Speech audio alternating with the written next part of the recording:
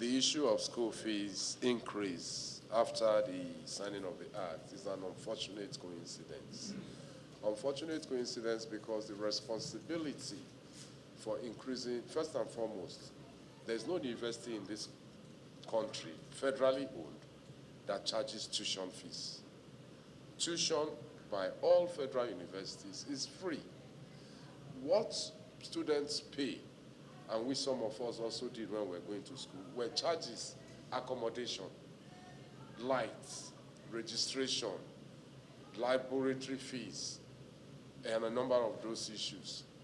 Now all universities are governed by a governing council whose responsibility it is to make sure that the school runs. So they look at those charges on a daily basis, monitor it. So a number of universities have started increasing those other charges. We all know tariff rates have gone up for lights.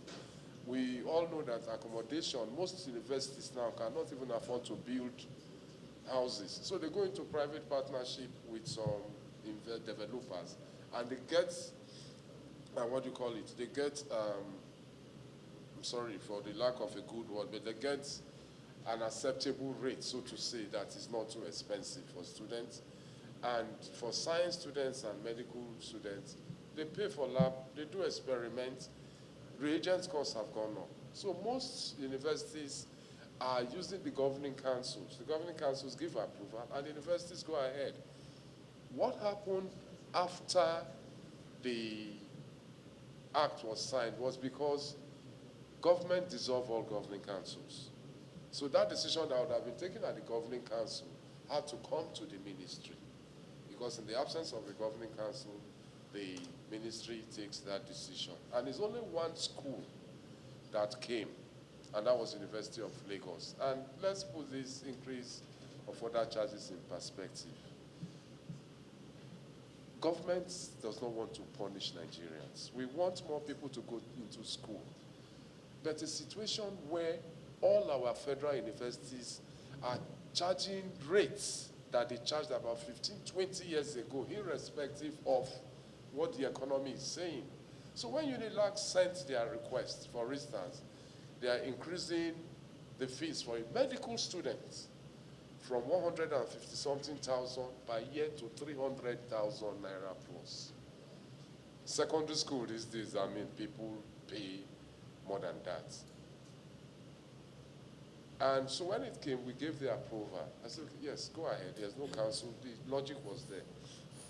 Now, when the outcry came up, the presidency made a case, said no more increase. The House also said no more increase. And we stopped all the requests they have put. It was piled up in the ministry. We are not taking any further action. But to still say that once councils come on board, it's their decision to take. And except if we find a way, which it will be difficult for federal government to increase funding to universities, they must be paying for lights. We just had to bail out Ahmadu Bello University, Zaria, that was owing over $1 billion naira light charges. And these are charges to people, but because there was a cap on that, they could not pay, beside the Ganishi order they have for one or two other reasons. So, and for how many universities can federal government look for such money? We were lucky that there was fund meant for a construction of a theater. And we told them, well, you can't go ahead with your theater. All these theaters, we have to step them down. Light is very important. If you all know, I mean, ABU did not resume on time this year. They were locked out because no light. So, as at now, the ministry is not giving approvals for any fees increase. Like I said, I have a lot of them in the office, but I think it's important that Nigerians need to really, let us really be fair to ourselves. If somebody can spend 100,000 to send his child to a secondary school for one term, and they are saying university, pay for lights, pay for registration, pay for laboratory equipment, from 100 to 150,000. At least we need to get the right narrative out there, sir. Thank you, Honorable, sir. First, these are federal institutions. They receive subvention from federal government. They do. And for example, the University of Zaria, you're saying, owed over $1 billion naira electricity. And they were charging students during those periods. And students were paying. And as at that time, electricity tariff was not increased.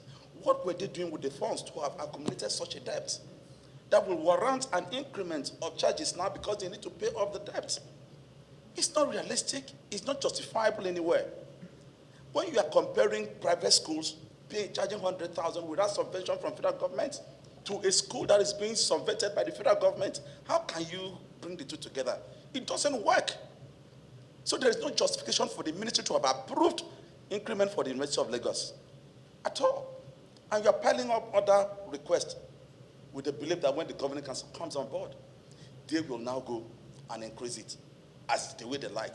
Even after the House of Reps has passed a resolution stopping such increments. And the federal government also come up with it. They're not fair to us. One, for the ministry to have approved such increment, there's no respect for these institutions. Neither is there any respect for the federal government. So to me, I think the chairman, we should frown on such. The resolutions of the House must Can I put some things in clear respect it. perspective?